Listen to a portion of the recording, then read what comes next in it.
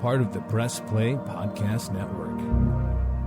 Look up in the sky, it's a bird, it's a plane, This is Jason J. Lewis, the voice of Superman on Justice League Action. This is Mark Wade, writer of Superman Birthright. You're listening to the Krypton Report.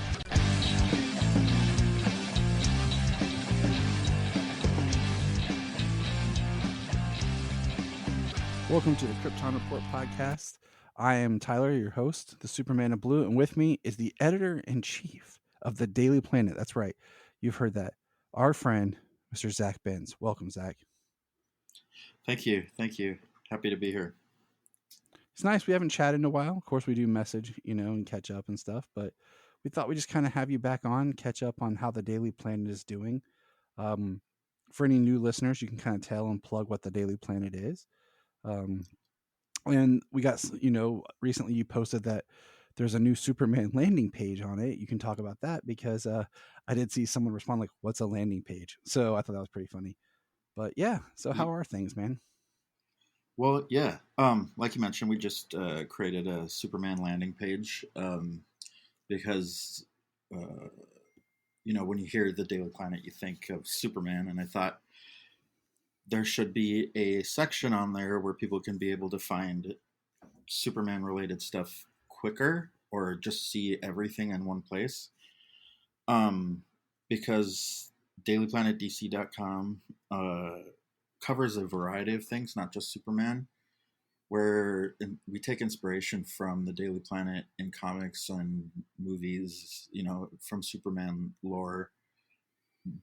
And by taking, I mean that literally, because in Superman stories, the Daily Planet covers everything, and we try to do that as well. So when you go to the regular homepage, you'll see like a whole variety of different topics, including politics, world news. We're based in Minneapolis, so we call that our Metropolis section. So there's local news for us in the state of Minnesota. There's reviews, there's entertainment news, culture, food.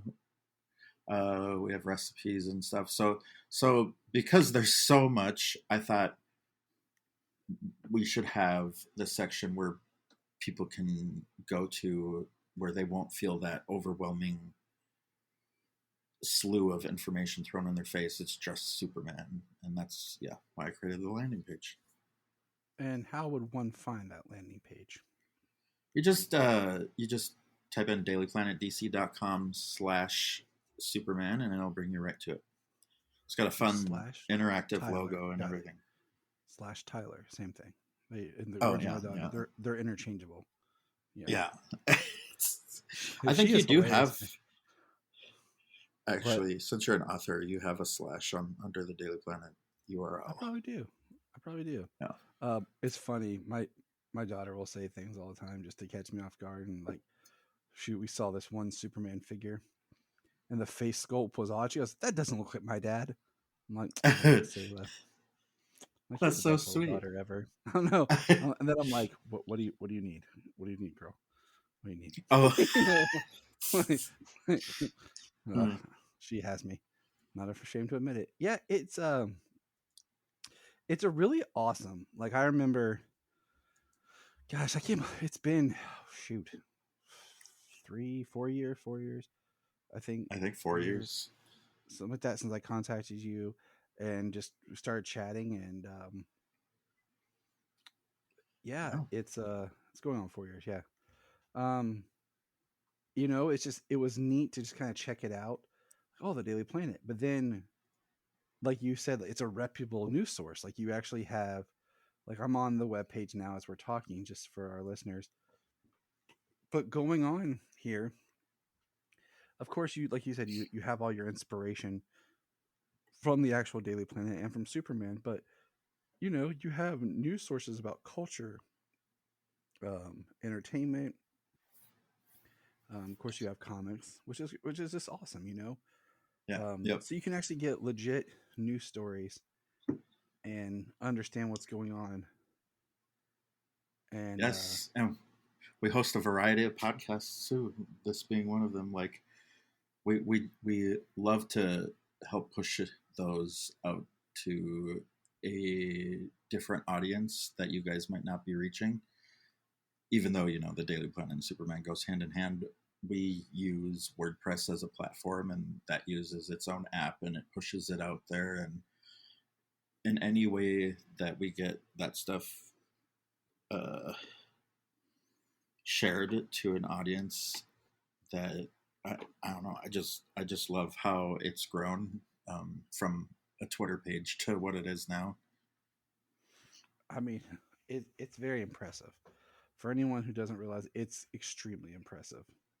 Just looking Thanks. at, not even saying as someone who gets to be a part of things. And as of this recording, let's see, today is today's Tuesday, right? Yes. Mm-hmm. I've spent so much time on the road the past week for work that I don't even remember what day it is.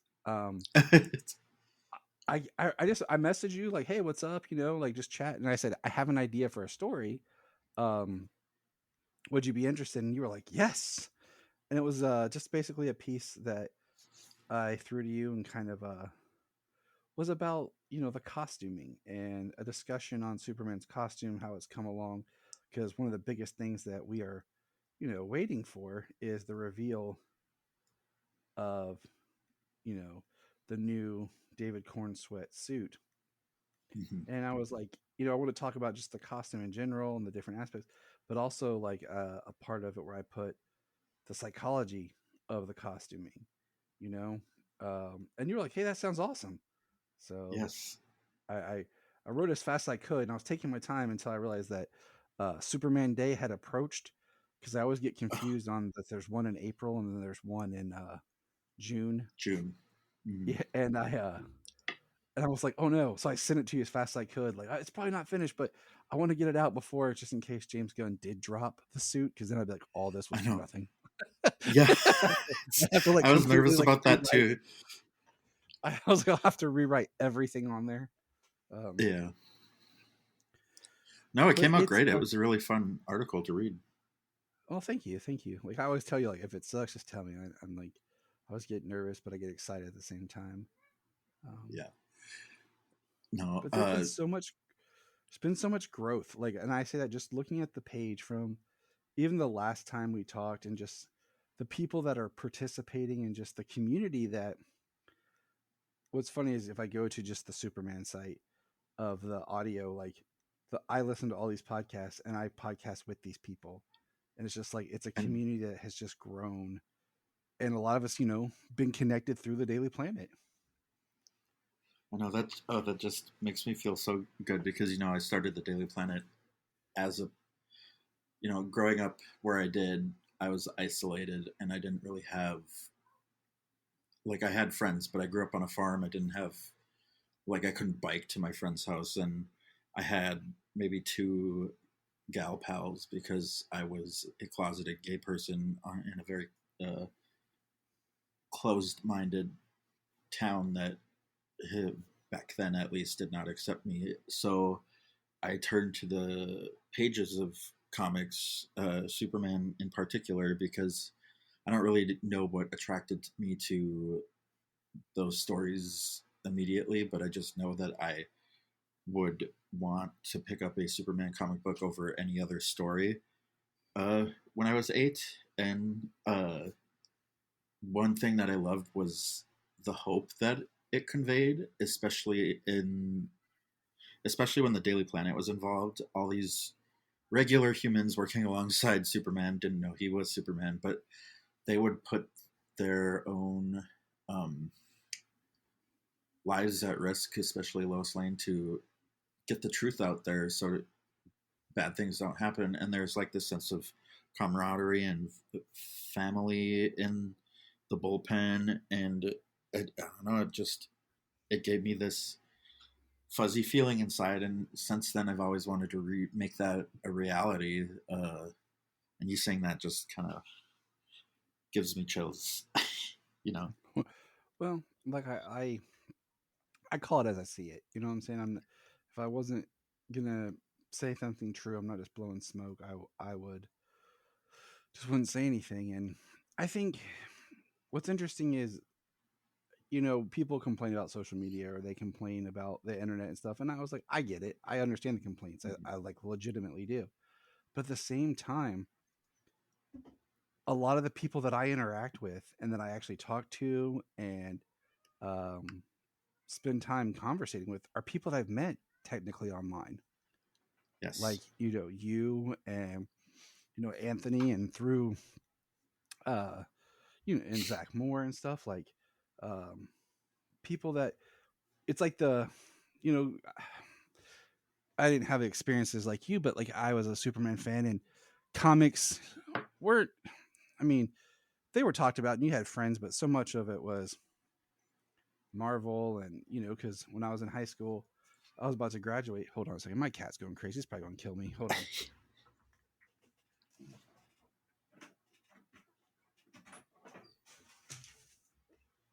It's my daughter's cat. But like, in high school is like right at the end of when we were seeing the resurgence and rebirth of the comic book film in the early 2000s. And they were just coming back into more of the common vernacular. I was a kid when uh, the year of 97, the worst year ever for comic book films or comic book Yeah. properties. And people are like, what are you talking about? You can like these films too, but we're just going to agree that as a whole cultural thing, none of them are really beloved. But you had Spawn, Steel, Batman and Robin, and then you had the failed Justice League pilot. Were all 97. Yep.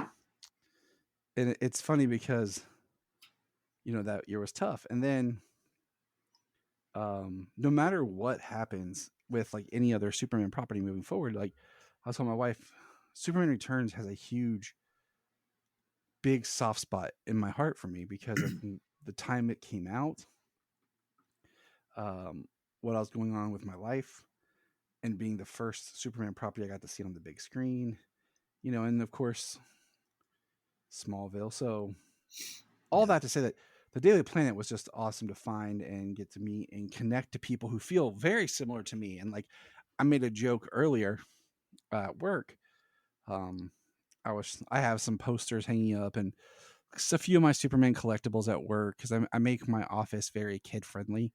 Like I have poster of Superman, Batman, the Flash, Shazam, um, and I want to get a couple more things. And kids always like to come into my office when they're brought in. And I was talking with this kid about, he was telling me who his favorite superhero was. And of course it's Spider-Man. Kids these days, that's what it is. And I can respect that. That's every kid I talk to. It's Spider-Man. And I'm cool with that. Like Spider-Man is dope. Yeah. And it's better he than asked Batman, me who mine I was. guess. Yeah. Spider-Man is if you mix Clark Kent and Jimmy Olsen together, you get Peter Parker. Okay. Like, yes. You know what I'm saying? There's a lot of similarities. Yes. Yes, there is. So I would love to see a conversation between Perry White and J. Jonah Jameson. I mean, there was one in a comic crossover once. I think I that'd be can't a really good time. remember. Yeah, I can't remember what happened in it, but I remember, I can distinctly visualize it, and it's very entertaining.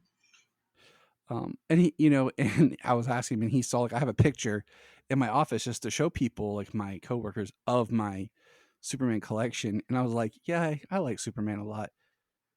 Maybe too much. But then and then I was like, but then I think about some of my friends and I'm okay. Because the people I hang out with now are just as crazy as me. Yes. Yes.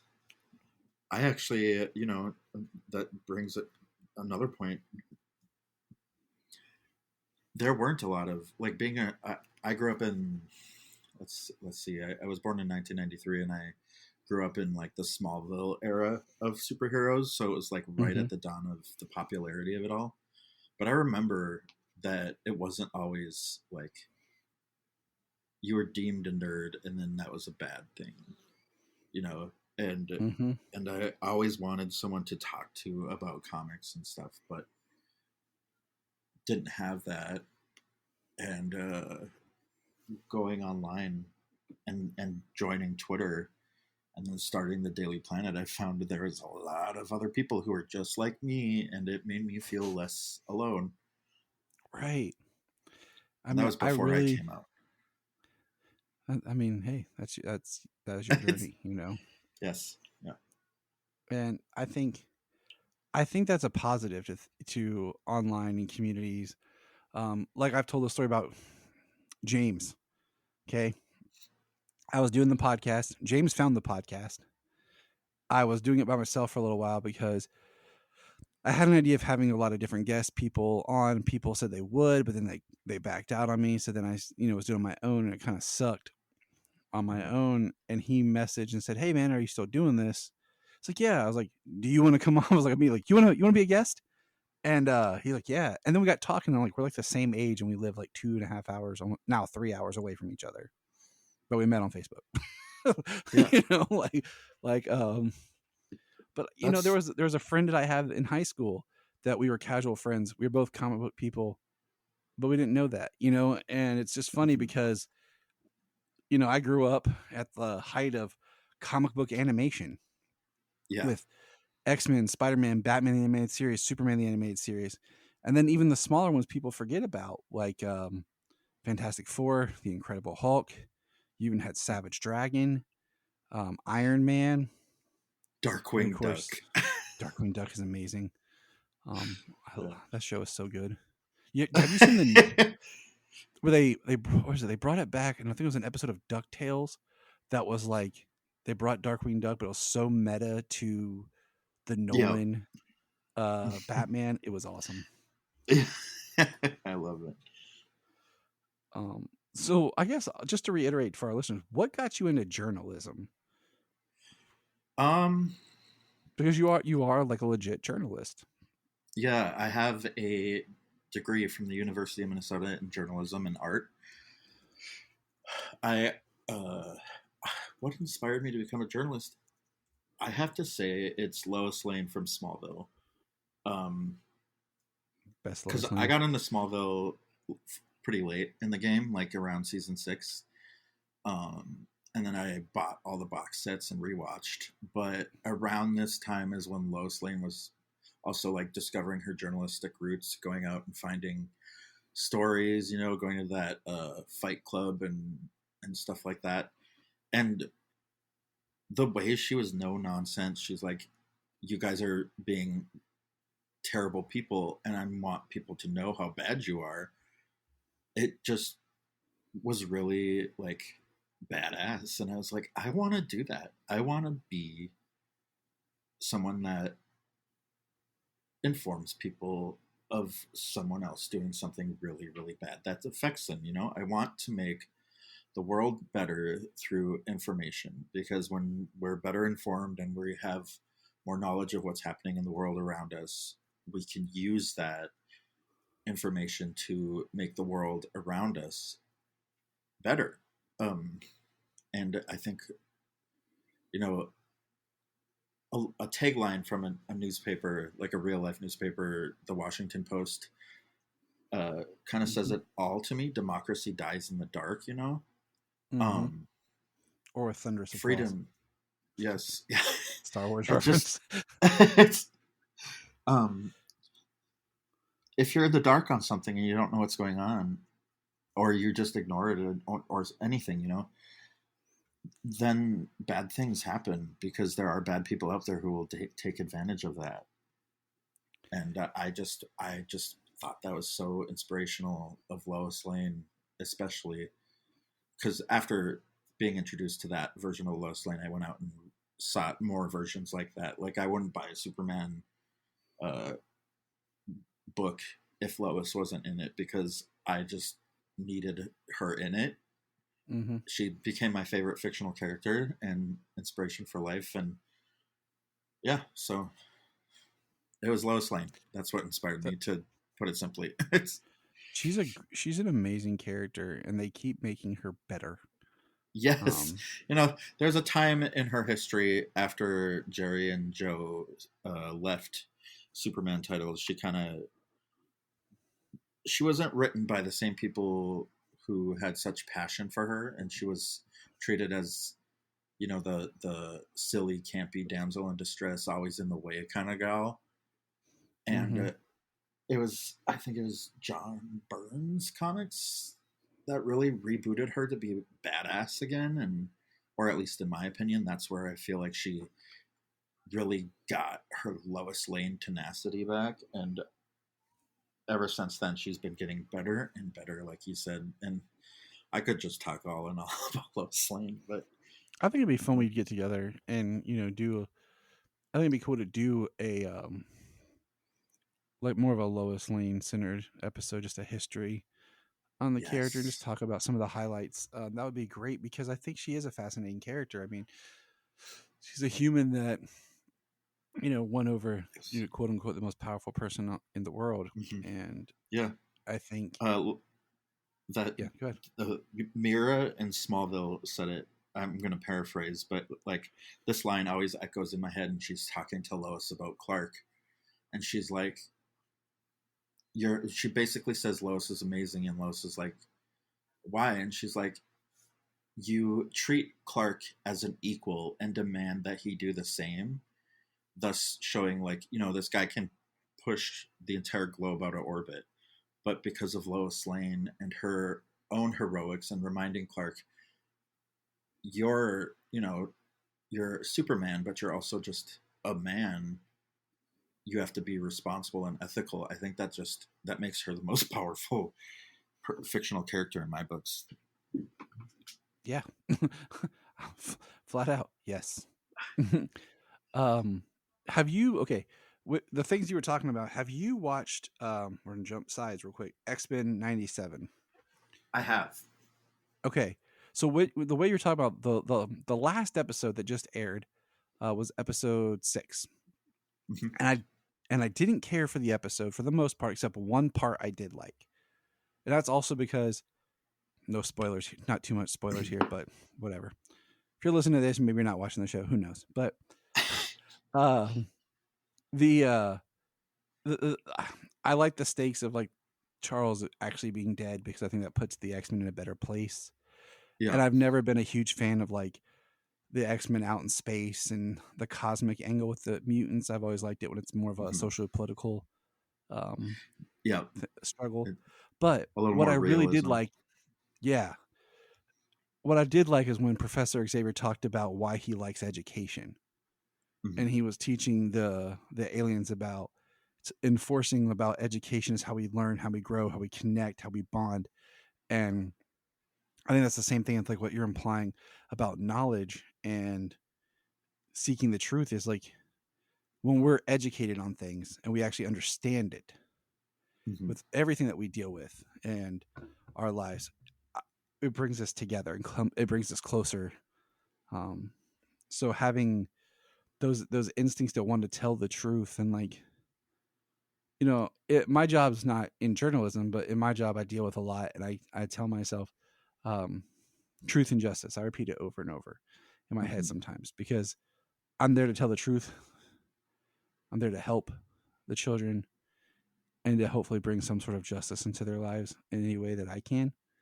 And I find that that's why, like, in my office, I have a poster, like I said, of the Flash, of Superman, of Shazam, and of Batman. And I have those for a certain reason. Superman reminds me of the truth, justice, and hope. Batman is about vengeance. The Flash is about justice. And then Shazam is about love and family, and also Shazam comes from a foster home. And all of those are like the emotions and the things that I go through while I'm working. So they're kind of like these pillar reminders of what I go through and the feelings and emotions that I go through. My friend asked me how I deal with some of the emotions and stuff I deal with at work. And I said, I just dress up like a bat and go out and bunch criminals with my bare hands at night. He's like, good call. Good call. Yeah. No. Yeah. These things bring such inspiration to our lives. These characters, these stories, and I'm glad you had those posters up in there for those kids to connect with because like you said earlier, you said you try to make your office as kid friendly as possible, But I feel like superheroes, they're so universal across all ages that you're just making, with those specific characters hanging up, you're making your office just friendly in general to everybody. It's true. I keep a giant bucket of candy that's in like a Yeah. Ninja Turtle bucket that I got from the movie theater in my office for when people come by if they want some chocolate or a sucker or anything. Your office sounds kind of fun. It is. I mean, I try to keep like I got blue lights hanging from it, like and everything just to help illuminate, make it fun, because you got to bring it to life with all the, or you can let so much of the negative just overwhelm you. Mm-hmm. My kids are upstairs watching Blue Beetle and wrestling when they should be in bed. Oh, uh-oh. But what's something that like what? Okay, so what's anything new that's going on with the Daily Planet? Like, what's some things that are exciting that you're excited about? Well, Like, I mean, of course, we talked about the landing page and stuff that's recently happened, but yes, what's some things we that's kind have of going or we have established a board of creators. These are all people who I have either worked with in journalism or, well, actually, that's basically it. There's 10 people, including myself, and we just actually had our second meeting. I originally called this group of people together to figure out how to make the Daily Planet a legitimate news source that pays me full time, and then it grows from there, and then a staff, like making it real, like self-sustaining, pay our writers business. And so the around New Year's Day, so I think it was actually January 3rd, we all met at this local restaurant here in Minneapolis, in downtown Minneapolis, called the Newsroom. It's very newspaper themed, like everything is newspapers everywhere, so I thought it was very fitting. sounds awesome. Yeah, and we basically discussed the goals for this year, and to try to have the Daily Planet as a legitimate business by next year. Um, we can't really predict that. There's a lot of hurdles I have to jump over and figure out, like copyright restrictions and stuff like that. And that's what the board is for. So we are currently researching what a rebrand would look like to make where it still vaguely looks like the Daily Planet from DC Comics, but it's not a something where they can come after and sue us, because I really don't want to get sued. I have talked with Jake Hogan, who at the time was head of DC Comics legal. Last time I emailed him was last year, right before they launched their dailyplanet.com little landing page that they have for their comic books. It basically just like promotes their comic books. Well, he said as long as we're not, we reiterate that we're not affiliated with Warner Brothers, we can still publish on the Daily Planet website. That was not clear enough, to tell me that we could publish with getting ad revenue. There's just that is a very sticky situation that I am really, really like trying to figure out. I am no legal expert. If anybody's listening and they're a legal expert, please contact me. You can just call yourselves the Daily Star. That we could. It's interesting though, because there are Daily Planet newspapers out there. There's the Metropolis Planet, which is in Metropolis, Illinois. There's the Twin Cities used to actually have a Daily Planet with a little Daily Planet logo in the middle that they stopped. The pandemic killed them, and they could advertise.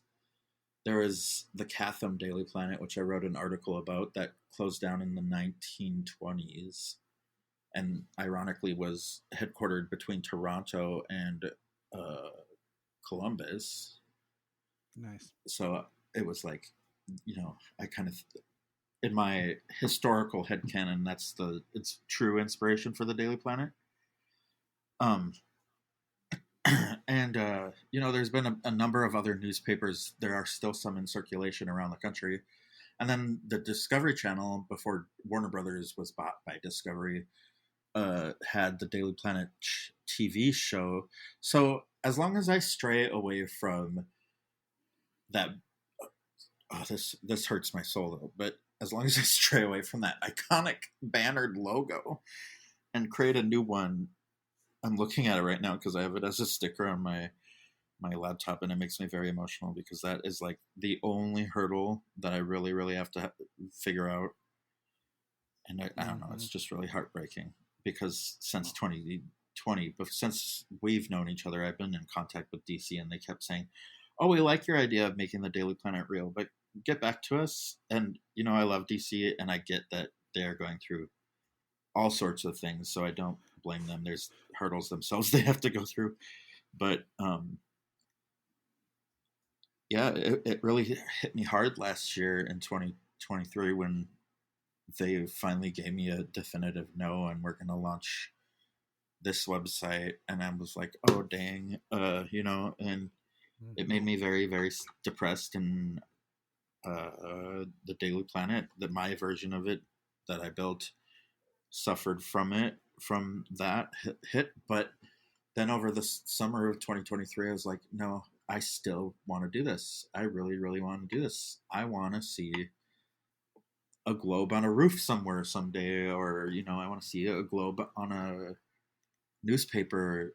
I want to see it in real life, because Superman and Lois, they're fictional characters, but the Daily Planet can be real. Like, that is an obtainable goal, and that is what I'm trying to do. And so that's why I brought together this board of creators, each of them bringing their own expertise. We have Brianna, who is the she is my best friend. We lived together for a while. She's kind of the Lois to my Clark, but she's not my type. And yeah, I got you. No, everybody mistakes us for a couple when we're out there. But anyways, then there's Ellie Gerst, who is she was the editor-in-chief of the student news the student news organization that I used to work for at UMD, the Bark. She was the editor-in-chief there for my first semester at school, and she has a lot of insight on the business side of things. Then there's Emily Robbie. I hope I said her last name right, because her last name is spelled how I just said it, but it could be pronounced another way. So Emily, I'm really sorry. She just feel like she Tyler made me say it. What? Be like Tyler made me say it wrong. Oh, okay. Yeah, I'll just tell her that. Now she'll just give me a hard time, and then she'll forgive me. She's cool like that. But we met my last year at community college, and she actually edited one of my first original news pieces. Like, I used to do role play news or fictional news that was from the comic books or from the movies. But then I was like, I really want to write the Daily Planet with real news, and she was one of the first people to edit one of my articles, and she brought her own expertise. Then there was my friend Morgan Campbell, who went to school for political science, and she and her friend Rachel, who was also at this meeting, both are very in tune with law and politics. And I thought, since it's a news organization, that was essential, and it was. They both brought really important stuff to the table as well. And then there was Abby. She has done production. She does the vlog. She writes. She is actually a very good writer, and even though she's introverted like I am,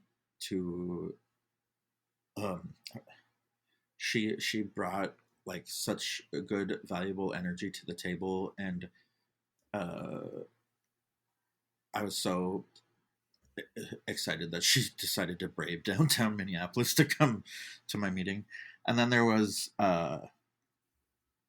there was my friend Sunali, who was also there. She's not on the board, but she came because she was also a journalism student, and I valued her input.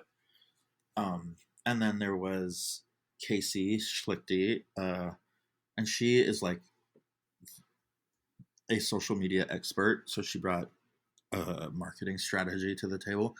And while we sat there for like an hour and a half before eating, we talked, and we came up with this 4-quarter year long plan of me building the planet to the next level of where it can be. So right as we are on the cusp of making it a legitimate news source, that everything is there. We don't need to build anything up from scratch. You just have to get that business license and that, everything else. So, for the first quarter, it was content creation strategy and quality of content. And we, for the most part, succeeded. I do have a actual full-time job that, pays the bills. So I do fall through the cracks sometimes, but I've been sticking to it as much as I can and only failing where there's like, when I have to make those online editions that look like a newspaper or the magazine, because the online edition takes me about 6 hours and the magazine takes me, I'd have to say collectively about 20 hours. And I work on it over a week. And so those take a lot, but they always come out great, and people really enjoy those. And we did make our first winter magazine this year, which ironically landed right after Superman's birthday. Like we were gonna release it, and so James Gunn shared that new Superman logo, like crest in the snow, and it turned out to be a perfect cover for the Daily Planet's winter magazine. So that came out great. We actually were the Daily Planet this year, where we published daily. We have never done that since we started in 2014. This year actually is the 10th year of me doing Daily Planet stuff like this. So that's a big milestone. That is. Well, congratulations on your 10 years. And thanks. I mean, that's exciting, you took something that you love and you found a way to make it a reality. Yep. You worked hard, and I think you've achieved something great here, even if nobody else realizes it. But I think you've really made something unique here that's brought people together. So we all appreciate that. And thank you. Yeah, you're welcome. Any final thoughts you want to say to everybody before we sign off here? Just keep an eye out over the rest of this year. Got a lot of cool things in the works. You can be a part of the planet as well. I mean, everybody is welcome. I am happy to work with them editing. There is no bad story. Like, you may not be a writer, you may not know certain grammatical, you may not be a great writer, but that's okay, because we will accept your story, because everybody's story is important and needs to be heard. And that's all I gotta say. So please reach out and ask to learn more on how you can be a part of the Daily Planet, and we would happily welcome you. So great words to end on, Zach. Thanks for being here. I'll have in the show notes links for the Daily Planet, and check those out. Sweet. If you are like Tyler and James and can't get enough super talk, check out these other podcasts. Digging for Kryptonite, Supergirl Radio, The Last Sons of Krypton, the Superboy Legacy Podcast, All-Star Superfans, Superman the Animated Podcast, The Aspiring Kryptonians, Always Hold On to Smallville, The Geek of Steel, and Truth, Justice, and Hope. Remember to check out Krypton Report on all social media platforms. Go to linktree.com/Krypton Report. Find out all of our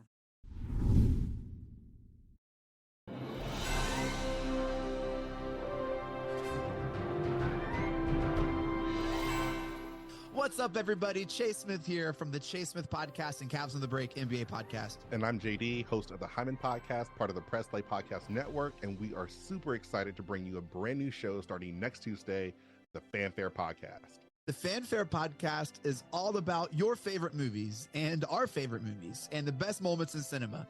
To help guide our discussion, each episode will feature one classic, and we will grade this movie using a report card-like scale A through F. We're going to be grading categories like acting, directing, cinematography, the score, and even the movie poster itself. And when we're not featuring a movie report card, we'll be sharing our movie rankings, franchise deep dives, actor and director interviews, and everything in between. Movies have been a major part of our lives, and we cannot wait to share our thoughts with you. Our premiere episode will drop Tuesday, June 27th, and JD and I will be reviewing Raiders of the Lost Ark in preparation of the release of Indiana Jones and the Dial of Destiny on June 30th, the 5th installment of the franchise. Join us on the Fanfare Podcast, available on Apple Podcasts or wherever you listen to your podcast. Hello, Brooks here with the Books with Brooks monthly book club podcast. Here's how Books with Brooks works. We read one book a month, and then we talk about it. Classics like Stephen King's The Shining, debut novels like We Are the Brennans by Tracy Lang, and tons of other compelling, life-changing stories, one book and 1 month at a time. So come read along with us, and then listen in. Here at Krypton Report, we believe in the power of podcasting, the power of speaking your voice and speaking something that comes from you. So here's a couple of podcasts you can check out with people sharing their voice. I am Brian Peters, the creator and host of Gravely Amusing.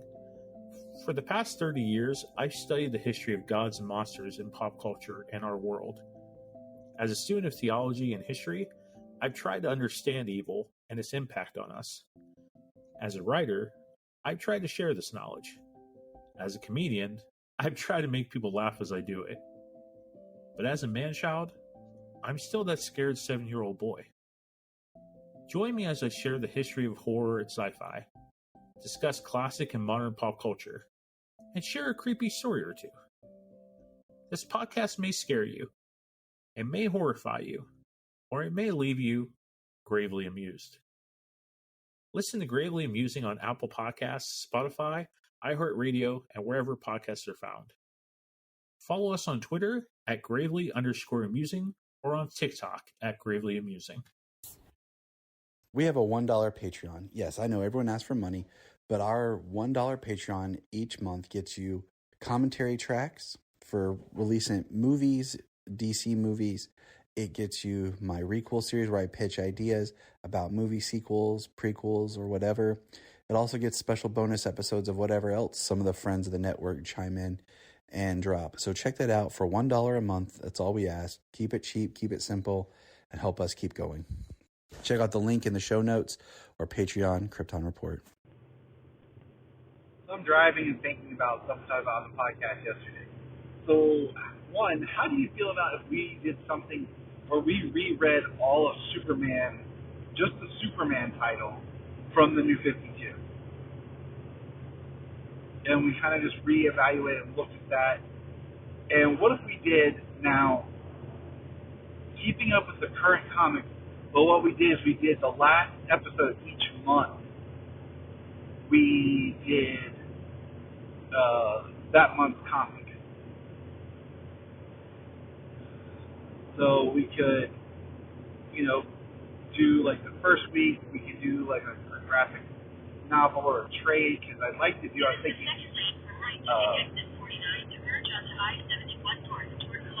Godfall is one I've wanted to do. Superman Dude is one I've wanted to do. I'd like to do that one before Superman and Lois comes back.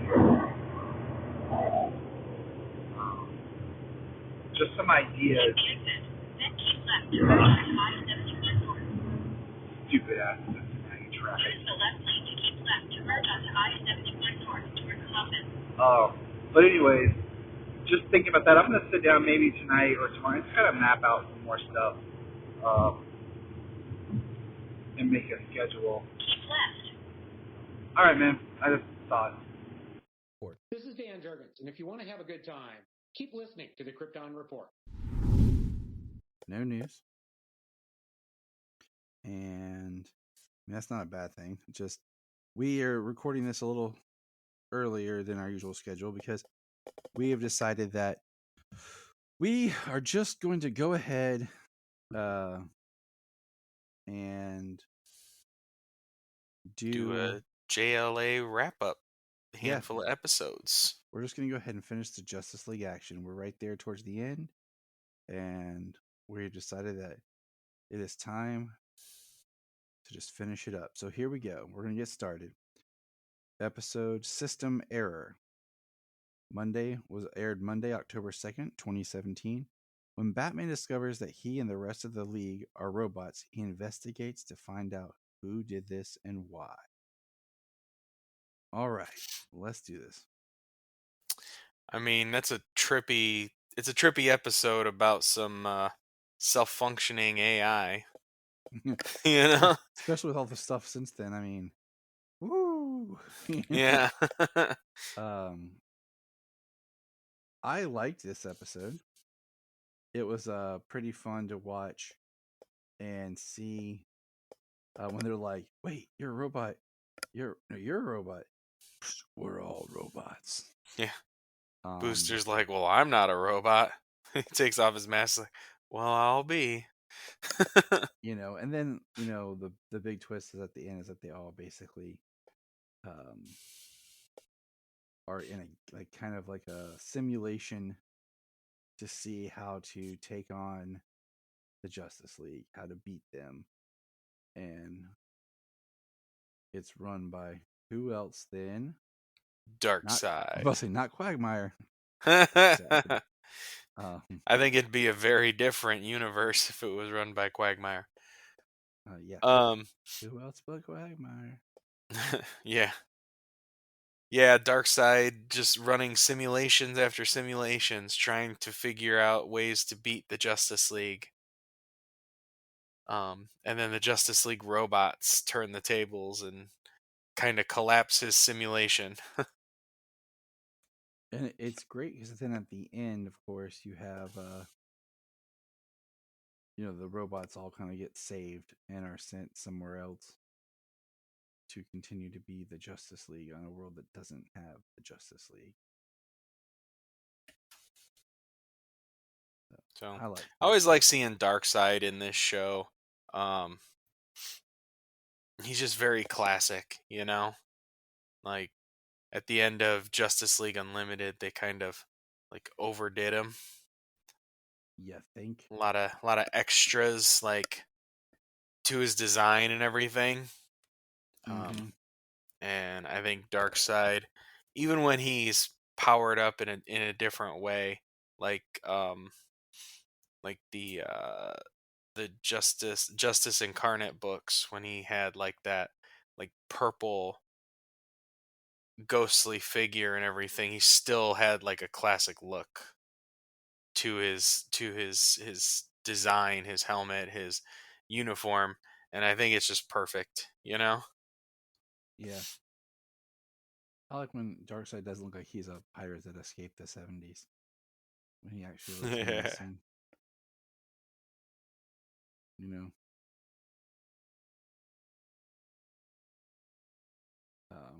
But yeah, I like that episode. It was fun. It's interesting as we go through there's how many episodes we realize that there are certain people like Booster Gold. He's in a lot more episodes than I thought. Yeah, he is, especially towards the end. Mm-hmm. In these last stretch, I was like, man, the Booster's almost in everything. But All right, so the next episode. All right, you ready? Yes. Next episode is Race Against Crime. It says Superman and Flash race for charity, only to fall under a trap perpetrated by Luthor, who has a device, a time suit that allows him to control everyone's speed. This was cool just because the family being such big, Salo watched it with me, Flash fans, and seeing once again the Flash and Superman race and the kids talking about it like, who would win? Who would, I'm like, oh, let me tell you, kids, it would be the Flash. Yeah, yeah. Like, let me tell you, what a race until the Flash just leaves him in the dust. Still one of the best Smallville scenes ever. But I like this one just because I like the Flash and Superman, the banter between them. But like Lex basically is trying to tap into the Speed Force, and what they were using Kronos, and what they devised was it was funny because how they beat him at the end. You know what I'm Yeah, saying? combining their speed. Yeah, and it gave them enough to break through the force field. Yeah. Yeah, it was pretty cool. In the idea that Lex is not necessarily controlling speed, but controlling time, so he can move things and people in time, or like freeze things in time, and he can use that, and it actually keeps like time as a force field. Like they can't get in. Like Flash couldn't go fast enough because he had drained the power speed from both of them that allowed him to tap into it. And then it took the combined speed of them so Flash could go faster than his time manipulation. I liked it because there he was like how do you say it? Crap. He said speed is time. Basically they're like one and the same. Right. So yeah, I liked it. I did like Lex's purple armor. It was his standard armor, but it was done up all in purple. Because that was the color of time. So I liked it. Yeah, it was a fun episode. The next episode, Watchtower Tours. When Booster Gold starts to secretly give tours of the Watchtower to make some extra cash, he inadvertently brings in a supervillain disguised as tourist. Once again, here we are with our new pal Booster. And this was hilarious because right off the bat, I'm watching this with the kids, and they're like, "That's Granny Goodness." Yeah. Yeah. Yes, it is. They're all barely in disguise. Like, Toy Man? But then there's like two of them, like, I don't know who those other two are. One is like a female, and the other is just a dude in a hoodie. And we find out the dude in the hoodie is Teddy, who we find out is really what do you call it? A robot by Toyman that's hacking into the system and stealing all the secrets. And then the woman pulls off her mask to reveal it's the Joker. Yeah. And he's not there for any nefarious reason. He's there for the tour, and he just got the idea from a Bugs Bunny cartoon. Yeah, that was the best part of the whole thing. He's like, as a girl. He's like, I'm not here. I'm just here for the tour. Yeah.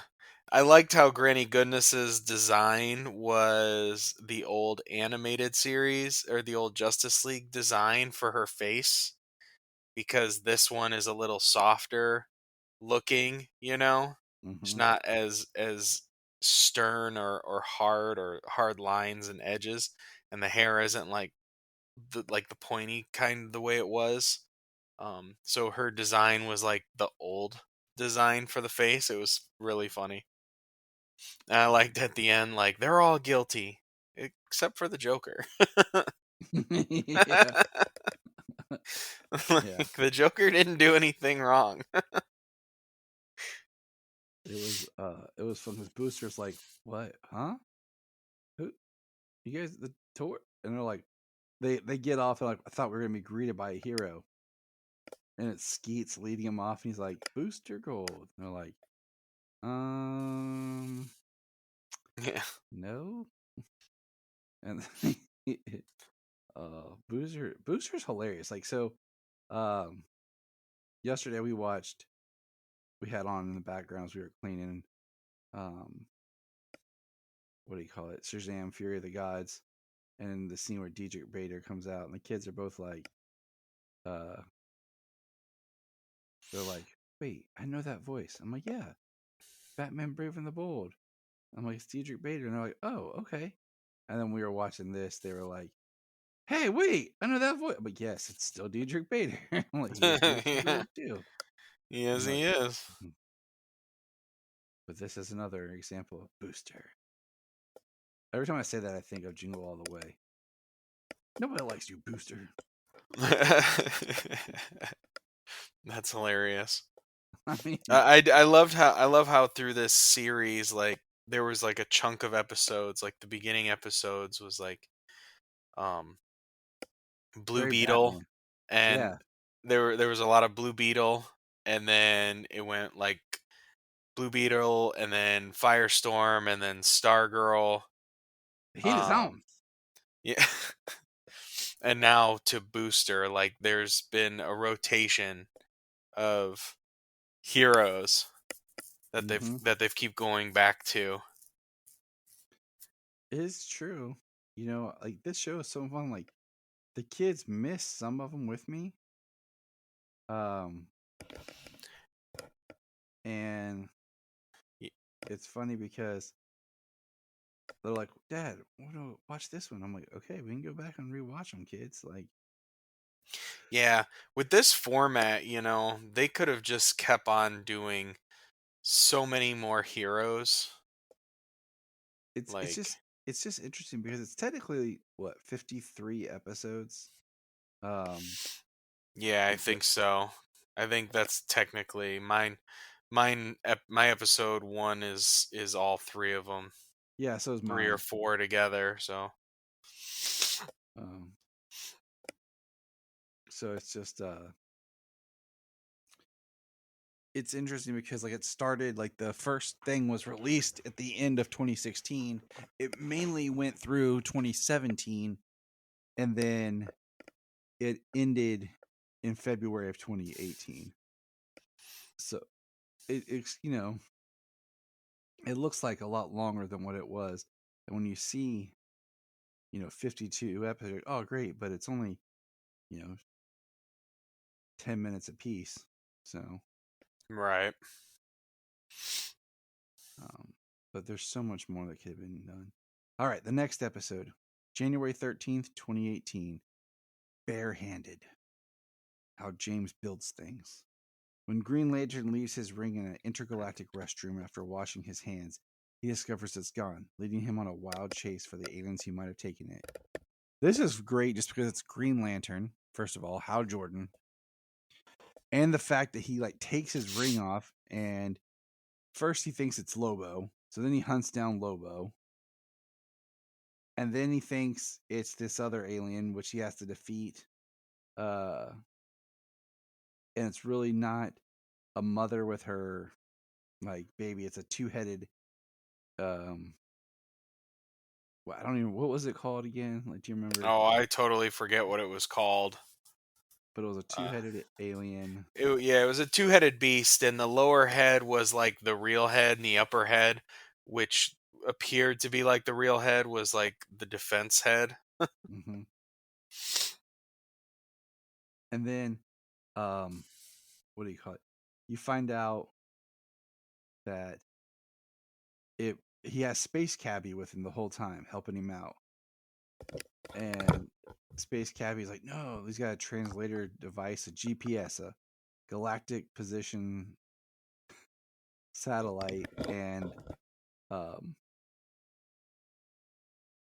basically you have to like the animal won't stop fighting. It'll just keep going till basically forever. So, Space Cabbie helps him out and gets him to settle down. And it's pretty funny. And then how Jordan keeps going back in his mind and eventually he realizes he dropped it down the drain when he was washing his hands. And then he has to go back and a giant hairball has come to life. He puts his hand in it and pulls out the what do you call it? The ring. And then Batman, like at the end, found out because Lobo had said something about him leaving the strongest weapon in the world in a bathroom. So it was just funny because like I like that it was Batman gets like a line of dialogue in there, but it was just nice to see Green Lantern. I feel like he hasn't been in that many. No. Yeah, it was funny. Said Batman gave him a life support belt. Like if I have ever charged it at all. Yeah, he's like Batman gave me this life support belt just in case. I should have charged it. Yeah. And you're just kind of like, oh man, come on. Yeah, this Hal was very, very irresponsible, and I don't even know because he took off the ring, and then like he chased Lobo. And I love how he started attacking Lobo, and he said, "All right, things were said," because he had no effect on him. And then Lobo just grabbed him. He's like, "Things were said. We just forget and forgive and move on." Mm-hmm. Yes, sir. But I found it nice, like Space Cabbie's getting some some time, and then at the end, his GPS was really a out of body artificial intelligence that was a green orb that kept talking about needing to connect to the Green Lantern, and then takes off. Yeah, very reminiscent of the AI from that Green Lantern animated series.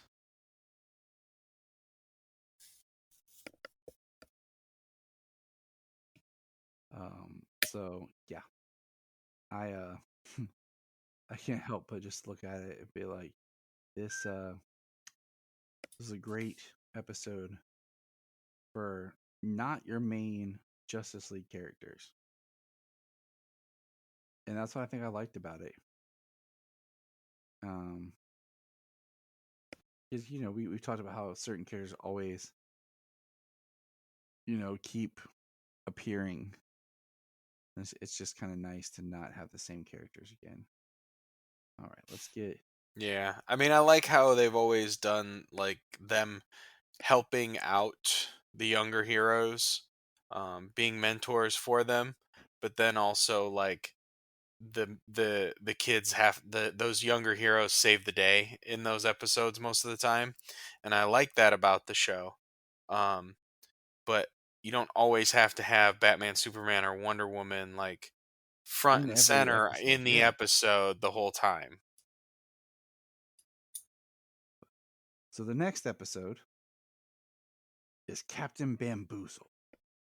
Mr. Mxyzptlk decides to create some mischief by endowing Shazam's well-meaning Uncle Dudley with superpowers bigger than anyone in the league.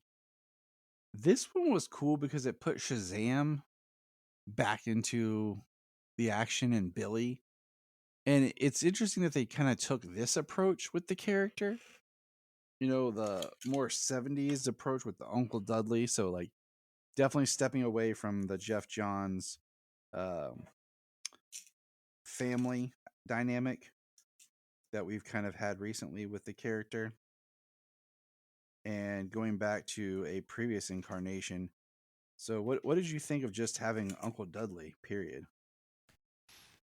Well, I mean, yeah, like you said, very 70s is very The RV very even, man. old Yeah, like old school, very classic Shazam, like um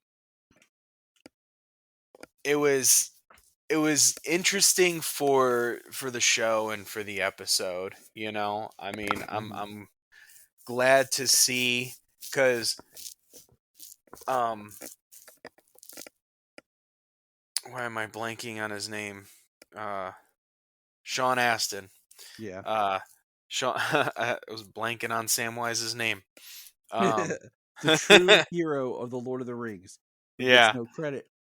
I like that Sean Astin's actually gotten to play a couple of versions of Shazam. He got to play a more Jeff Johns modern version in the DC animated movie universe, but also he got to play this version of him, and it's very much more of a very much more like a wholesome, um, innocent uh, Billy Batson.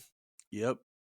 um, which is why the Jeff Johns version that came out with the New 52 is very modern and updated compared to what Shazam was, I because there liked it. have Nixie been gave things Uncle like even Dudley back in the powers, Justice League Unlimited but I kind of wish he would have. cartoon, they said, and you call Superman a Boy Scout.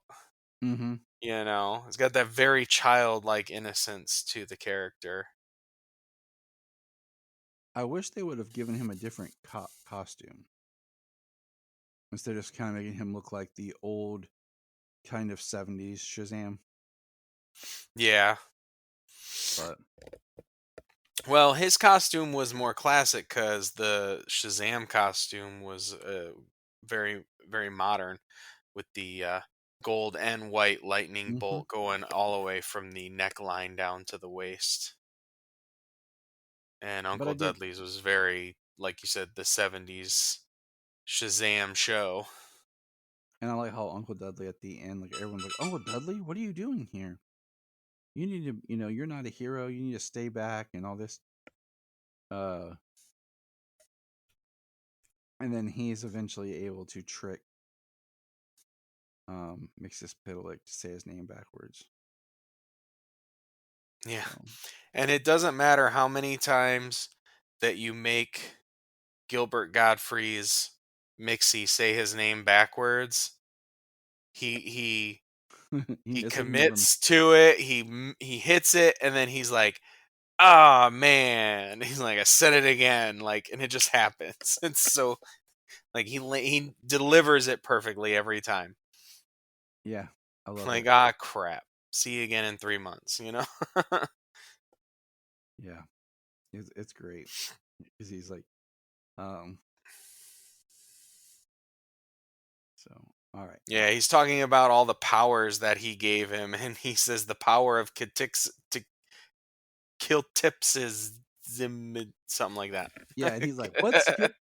And then he's like, "Ah, crap." Yeah.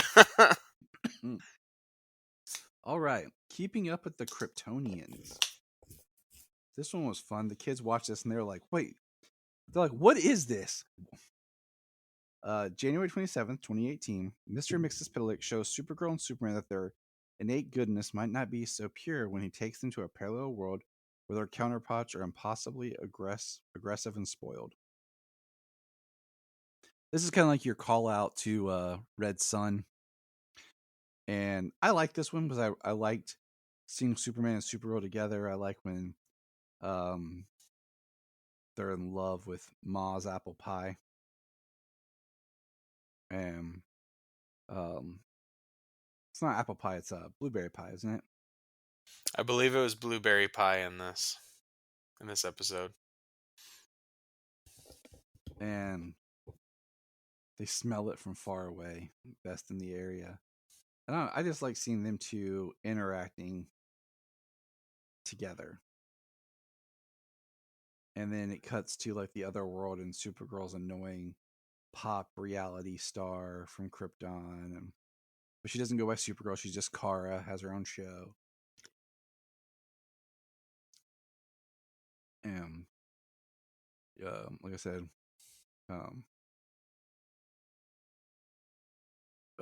Superman is the leader of, was it Kazakhstan? Not Kazakhstan. Is it Kazakhstan?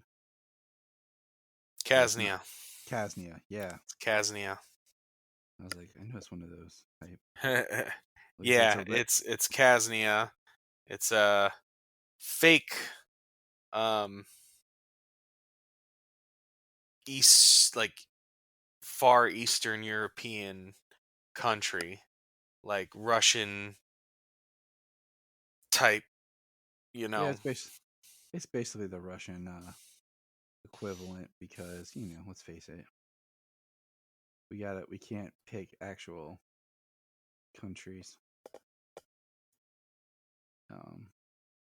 But I like I said, the two of them together. And at the end when they return and she's like, "Do you ever wonder what it's like if we weren't born on Krypton?" And he's like, "Nope." No. No, I really liked this episode. I did like the Red Sun shout out. I liked Mixie's Twilight Zone, his mix zone or something, the television show, and uh, the way he does, use different beats like that. Like definitely the Red Sun was really good. I have a feeling the Supergirl is a little closer to something that we might not have touched, that we might not have gotten into yet. An era of Supergirl. I'm betting there's something there that we're missing on that, but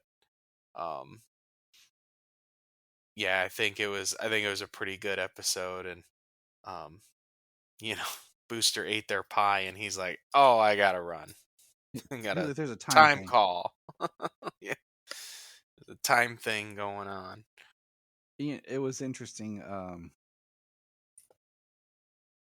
When they're like, "Ma doesn't own a TV." Like, yeah, she doesn't. Why would there be a TV? Ma doesn't have one.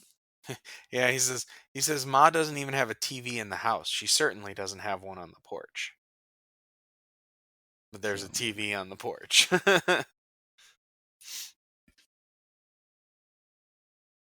So, yep, it was a good time.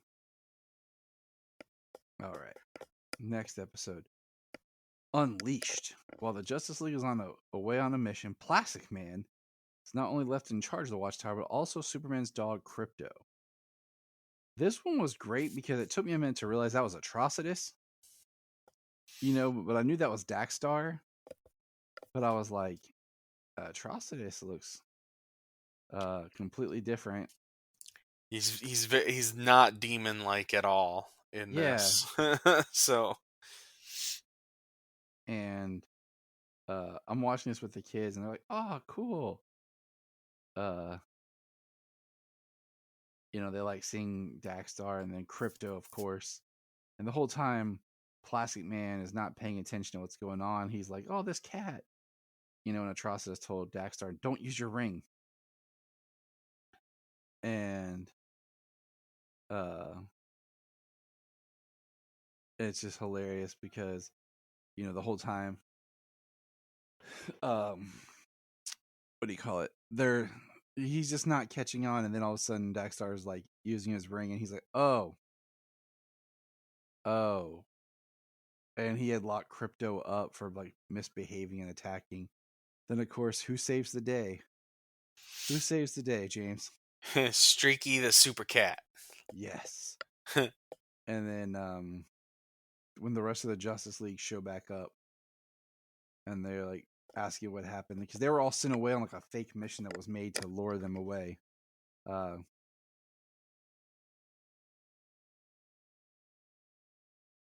And it cracks me up because Plastic Man like captures it inside of him and he makes the duty joke.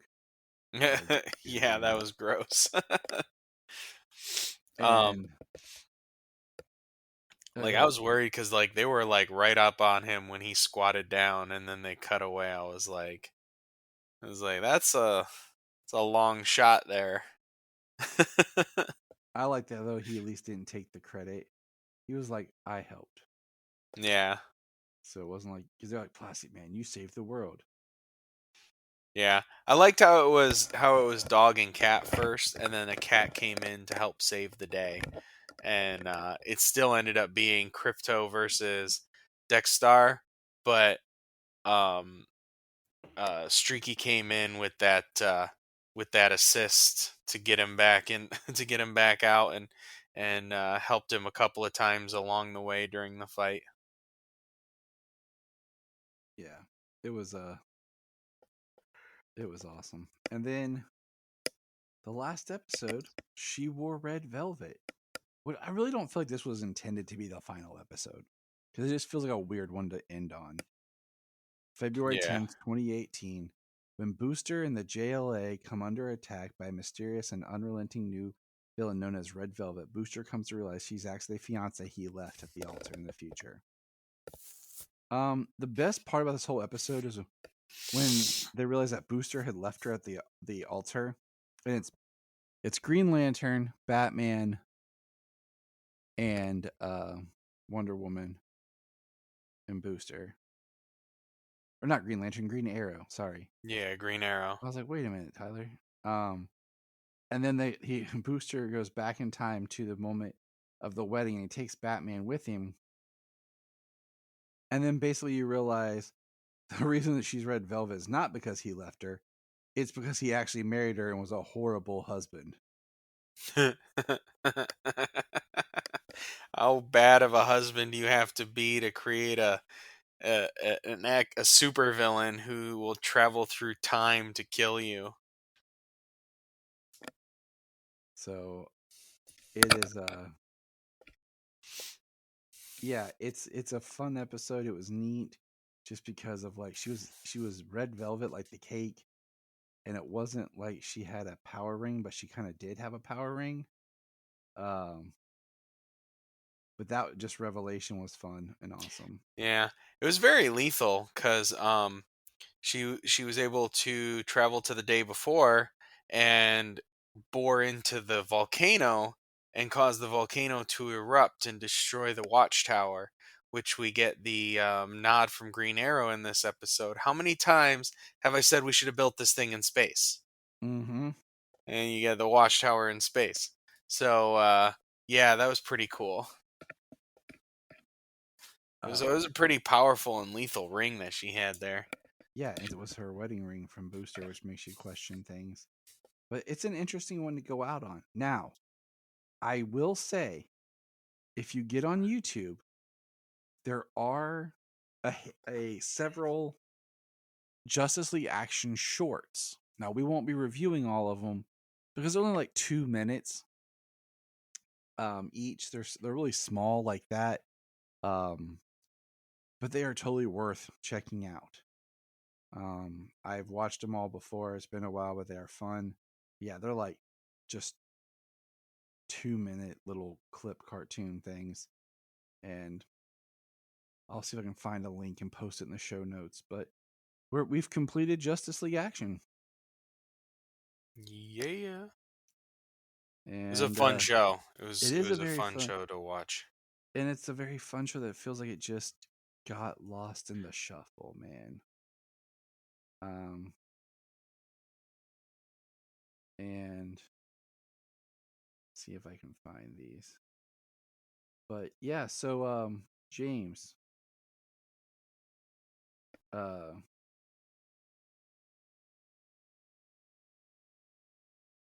what do you want to tell everyone what our next show is going to be? Well, seeing as you got me it as a gift and it's no longer streaming anywhere, we're going to do the first season. We're going to go backwards and go back and do the first season of Superboy. Yes, we are. And for those who are like going backwards, well, yes, because we had watched the pilot of Superboy, and then the first season wasn't streaming, but we wanted to do an episode with Gerard to talk about. So we ended up just doing season 2 for a while. And then, of course, it left Tubi. And I got James the first season on DVD. So we're going to go back and we're going to start. And we are going to go through all of Superboy. So enjoy. Stick around. Look up in the sky. We just want to say if you've enjoyed this podcast, please check out other podcasts on the Press Play Podcast Network.